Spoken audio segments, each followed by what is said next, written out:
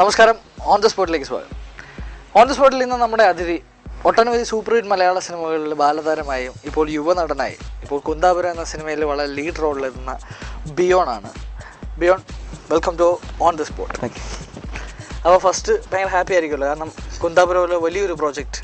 അതെ, അത് കാരണം വലിയ പ്രോജക്റ്റ് മാത്രമല്ല, അത് വളരെയധികം സ്ട്രെയിൻ എടുത്തും ടൈം എടുത്തും ചെയ്തൊരു പ്രോജക്റ്റാണ്. ഓക്കെ, അതിലെ കഥാപാത്രത്തിന്റെ പേര് മൂർത്തി, ദേവരായ സദാശിവമൂർത്തി.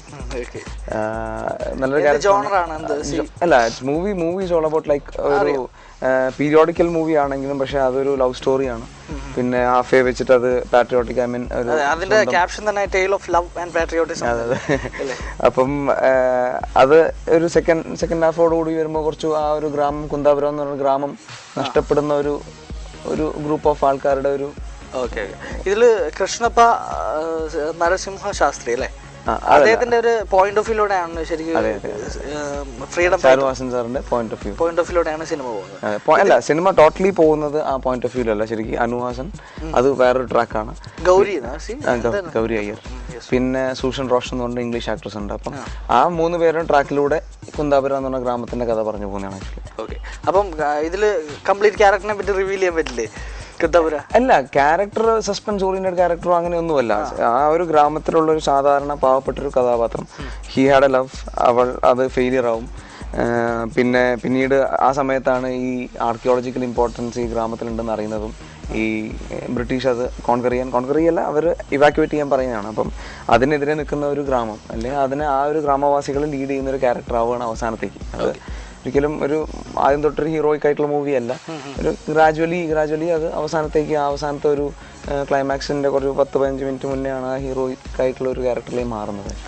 ഒട്ടനവധി ലീഡിങ് ഡയറക്ടേഴ്സിൻ്റെ കൂടെ വർക്ക് ചെയ്ത ആളാണ് ബിയോൺ. അപ്പോൾ ഈ ഒരു പീരിയോഡിക്, അതായത് ഇതിന്റെ ഡയറക്ടർ ജോ ഈശ്വറാണ്, ഒരു പുതുമുഖമാണ്, നവാഗതനായ ഒരു സംവിധായകനാണ്.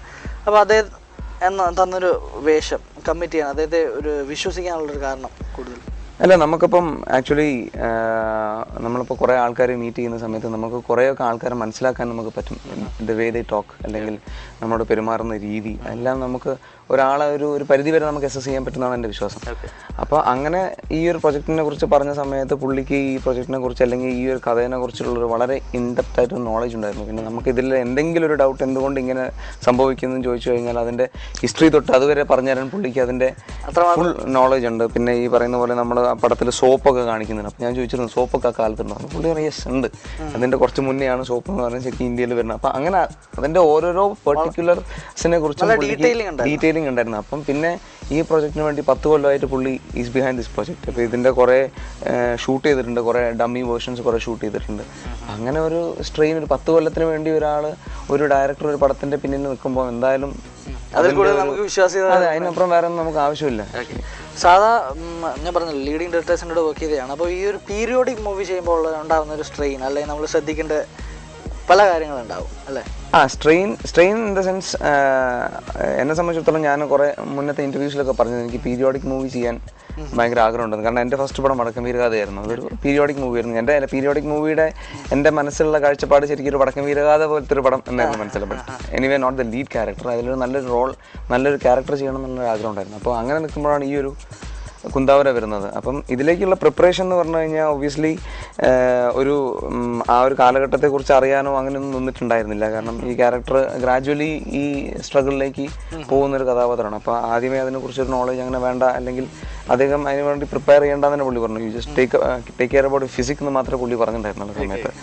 അപ്പം അങ്ങനെ ഒരു പെർട്ടിക്കുലർ ആയിട്ടൊരു പ്രിപ്പറേഷൻ. പിന്നെ ഞാൻ എൻ്റെ സൈഡിൽ നിന്ന് ശ്രദ്ധിച്ചതെന്ന് പറയുകയാണെങ്കിൽ നമ്മൾ പറയുന്ന ഡയലോഗ്സിലൊന്നും ഇപ്പോഴത്തെ പ്രസന്റ് സാധനങ്ങളൊന്നും വന്നു പോവാതെ, സംഗതികൾ ഒന്നും വന്നു പോവാതിരിക്കാൻ വേണ്ടി British actors Lawrence Lakin, Victor Patak, Susan Rosh. അപ്പോൾ ഈ ബ്രിട്ടീഷ് ആക്ടേഴ്സിന്റെ കൂടെ വർക്ക് ചെയ്യാനുള്ളൊരു ഭാഗ്യം ഇല്ല. ആക്ച്വലി ഞങ്ങൾ സ്ക്രീൻ ഷെയർ ചെയ്യുന്നില്ല പടത്തിൽ. അത് കാരണം ഇത് ഈ എന്താ പറയുക, പ്രിയാലാൽ അല്ലെങ്കിൽ സൂഷൻ റോഷൻ്റെ ട്രാക്കിലൂടെയാണ് പല ബ്രിട്ടീഷുകാരുടെ പോർഷൻസും പറയുന്നത്, അതും അനുഹാസിൻ്റെയും. അപ്പം എൻ്റെ അല്ലെങ്കിൽ ചാരുഹാസൻ സാറുടെ ട്രാക്കിൽ ഈ ബ്രിട്ടീഷുകാരുടെ ഇന്റർവെൻഷൻ വളരെ കുറവാണ്. ഡയറക്ട്ലി ഇൻ ടു ദ അപ്പോൾ ഇവരെ മീറ്റ് ചെയ്യാനോ അല്ലെങ്കിൽ സംസാരിക്കാനോ ഒന്നും സാധിച്ചു? അല്ല, I use to talk to them. കാരണം പടം കഴിഞ്ഞ്, കാരണം 2 കൊല്ലമായി. അപ്പം എങ്ങനെയായാലും ഒബിയസ്ലി ഈ ടീമുമായിട്ട് ഞങ്ങൾ, കാരണം ഞാൻ എൻ്റെ കുറച്ച് പോർഷൻസ് ഇവർ UK പ്ലാൻ ചെയ്തിരുന്നു. പക്ഷേ ഒബിയസ്ലി എനിക്ക് 2 പ്രാവശ്യം വിസ റിജക്ട് ചെയ്തു. I couldn't go there. അപ്പോൾ അതുകൊണ്ട് കുറേ പോർഷൻസ് അങ്ങനെയാണ് എല്ലാവരുമായിട്ട് പരിചയപ്പെടുന്നത്. അപ്പോൾ യു കുഡ്ന്റ് കം, അങ്ങനെയൊക്കെ പറഞ്ഞ് സംസാരിക്കും. പിന്നെ യൂഷ്വലി ഇപ്പോഴും വി യൂസ് ടു പിന്നെ ഫേസ്ബുക്ക് എന്നുള്ളൊരു മീഡിയം ഇപ്പം അതെ ഭയങ്കര ശക്തമാണല്ലോ. എവിടെയുള്ള ആൾക്ക് എങ്ങനെ വേണം കമ്മ്യൂണിക്കേറ്റ്, എവിടെ വേണം കമ്മ്യൂണിക്കേറ്റ് ചെയ്യാം. അപ്പോൾ ഈ ജോയ് ഈശ്വർ ഇദ്ദേഹത്തെ, സൂസന്ന റോഷനെ പറ്റി ഭയങ്കരമായ she's A very brilliant actress എന്ന. അല്ല, ഞാനിപ്പം നമുക്കിപ്പം രണ്ട് തവണ, അതെ, നമുക്കിപ്പോൾ ഒരുപാട് ഇന്റർവ്യൂസിലും ഒക്കെ അതാ ഞാൻ ചോദിച്ചത്, what you learn from me. അല്ല, ലേൺ ഫ്രം ദം എന്നുള്ളത് ശരിക്കും പറഞ്ഞാൽ ഞാൻ സ്ക്രീൻ ഷെയർ ചെയ്തിട്ടില്ല, അവർ പേഴ്സണലി ഞാൻ കണ്ടിട്ടില്ല. അപ്പം what do I learn from them എന്ന് പറഞ്ഞാൽ, ഞാനിപ്പോൾ ഈ അടുത്തൊരു ചാഗ്ര എന്ന് പറഞ്ഞ ഇംഗ്ലീഷ് മൂവി ചെയ്തു. The way the director want us to act is different. കാരണം എന്താ പറയുക, നമ്മൾ നമ്മുടെ രീതിക്ക് പറഞ്ഞപ്പോൾ no this is not the way, be on control yourself. അവർക്ക് പിന്നെയും താഴോട്ട് മതി, വളരെ ലൈറ്റായിട്ട് പെർഫോം ചെയ്താൽ മതി. അപ്പം എന്നെ സംബന്ധിച്ചിടത്തോളം ആദ്യത്തെ 2-3 ഷോട്ട്സ് ഒക്കെ ഭയങ്കര ബുദ്ധിമുട്ടായിരുന്നു. കാരണം നമ്മൾ ഈ നോർമലി സംസാരിക്കുന്ന രീതിയിൽ നമ്മുടെ കൂടുതലാണ് അല്ലേ, ഡ്രാമ എലമെന്റ് കൂടുതലാണ് റിയലി. കാരണം നമ്മൾ സംസാരിക്കുമ്പോൾ അല്ലെങ്കിൽ നമ്മുടെ വേ ഓഫ് സെറ്റിൽ ടോക്ക് അല്ല അവർക്ക് വേണ്ടത്, അവർക്ക് കുറച്ചും കൂടി. അപ്പോൾ എന്നെ സംബന്ധിച്ചിടത്തോളം ആദ്യത്തെ 2-3 ഷോട്ട്സ് ഭയങ്കര ബുദ്ധിമുട്ടായിരുന്നു. കാരണം ഒന്നാമത് ഇംഗ്ലീഷ് ലാംഗ്വേജ് ആണ്, നമുക്ക് ഇവരുടെ നമ്മൾ വിചാരിക്കുന്ന പോലത്തെ മീനിങ് ചിലപ്പം അവർ ഉദ്ദേശിക്കുന്നത് വേറെ ആയിരിക്കും, നമ്മൾ പറയുന്നത് അവർ ഉദ്ദേശിക്കുന്നത് വേറെ ആയിരിക്കും. അപ്പോൾ അതുകൊണ്ട് I have to follow the script totally. അപ്പോൾ അങ്ങനെ ഈ ഇംഗ്ലീഷ് ആക്ടേഴ്സിൽ നിന്ന് പഠിക്കാൻ പറ്റാവുന്ന സംഭവമാണ്, നമ്മൾ കുറച്ചും കൂടി കൺട്രോൾഡ് ആയിട്ട് പെർഫോം ചെയ്യാൻ പഠിക്കാം. അപ്പം ഈ സിനിമയിൽ ഏതൊരു നായകനെ സംബന്ധിച്ചും ഒരു പാട്ട്, മനോഹരമായ ഒരു ഗാനം കിട്ടുക എന്ന് പറയുന്നത് വളരെ ഭാഗ്യമാണ്. കാരണം പാട്ടുകൾ നമ്മൾ സിനിമ പോയി നമ്മൾ കണ്ടു, അതിനുശേഷം കുറച്ച് കാലം കഴിഞ്ഞ് വീണ്ടും ആ പാട്ടുകൾ അതേ എഫക്റ്റോട് കൂടി നിലനിൽക്കും, നമ്മൾ ഇന്നും കാണുകയും ചെയ്യും. ഒരുപാട് മ്യൂസിക് ചാനൽസ് ഉണ്ട്. അപ്പം ആ ഒരു പാട്ടിനെ പറ്റി വിമലാണ് മ്യൂസിക് ഡയറക്ടർ, കാലിക്കറ്റ് ആണ്. പിന്നെ വിമൽ TK, പിന്നെ രഞ്ജൻ ഒബിയസ്ലി. പിന്നെ സോങ് നല്ലൊരു സോങ് ആണ്.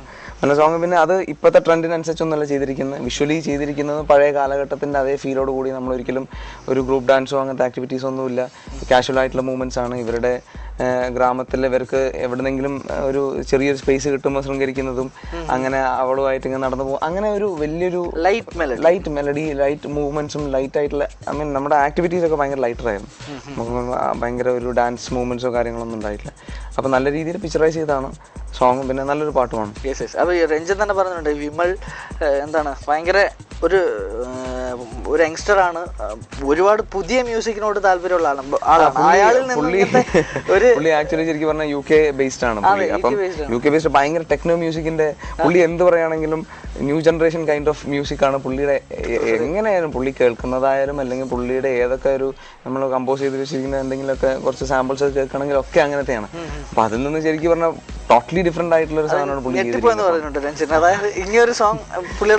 കാരണം പുള്ളി പറയും ഇനി ഇങ്ങനത്തെ ഒരു സെഗ്മെന്റ് ഞാൻ ചെയ്യൂല, കാരണം ഇതിനു വേണ്ടി. കാരണം പുള്ളിയെ സംബന്ധിച്ചിടത്തോളം പുള്ളിയുടെ ടേസ്റ്റ് അതാണ്. അപ്പൊ അതുകൊണ്ട് പുള്ളി പറയണം എനിക്ക് ഇങ്ങനത്തെ പടങ്ങളെക്കാളും ഞാൻ എൻജോയ് ചെയ്യുന്നത് ദാറ്റ് കൈൻഡ് ഓഫ് മൂവീസ് ആണ്. പക്ഷേ പുള്ളി പറയണത് ഇതൊരു ചാലഞ്ച് ആയിരുന്നു അവനെ സംബന്ധിച്ചിടത്തോളം, കാരണം ഇതും എനിക്ക് ചെയ്യാൻ പറ്റും എന്നുള്ള രീതിയിൽ. Yes, done well. എന്തായാലും ഈ ബാലതാരമായ ഒട്ടനവധി സൂപ്പർ ഹിറ്റ് അല്ലെങ്കിൽ സൂപ്പർ സ്റ്റാർ ഡയറക്ടേഴ്സ് എന്നൊക്കെ പറയാം, അവരോട് ഇപ്പം വർക്ക് ചെയ്തിട്ടുണ്ട്. ബട്ട് ഈ ഒരു യുവനടൻ കാറ്റഗറിയിലോട്ട് വരുമ്പോൾ എല്ലാം പരീക്ഷണത്തിനാണ് ബിയോണ്ട് മുതിർന്നിട്ടുള്ളത്. അതായത് എല്ലാവരുടെയും ആദ്യ ചിത്രങ്ങളിൽ കൂടുതലും എന്തുകൊണ്ടാണ് അങ്ങനെ പ്രിഫർ ചെയ്യുന്നതല്ല. ആക്ച്വലി എന്നെ സംബന്ധിച്ചിടത്തോളം എനിക്ക് വരുന്ന ഓഫേഴ്സ് അല്ലെങ്കിൽ എന്നെ കാസ്റ്റ് ചെയ്യാൻ വരുന്ന ഡയറക്ടേഴ്സ് ഈ സിനിമയെക്കുറിച്ച് ചിന്തിക്കുന്നതിന് മുന്നേ സിനിമകൾ കാണുന്ന കാലഘട്ടത്തിൽ എന്നെ നല്ലോണം പരിചയമുള്ള ആളായിരുന്നു. കാരണം ഞാൻ തെങ്കാശിപ്പട്ടണം, ക്രോണിക് ബാച്ചിലർ അങ്ങനത്തെ പടങ്ങൾ. അപ്പം അങ്ങനത്തെ ഡയറക്ടേഴ്സും പടത്തിന് വരുമ്പം അന്നത്തെ ആ ഒരു ക്യാരക്ടറിൻ്റെ പവർ കാരണമായിരിക്കണം അവർ എന്നെ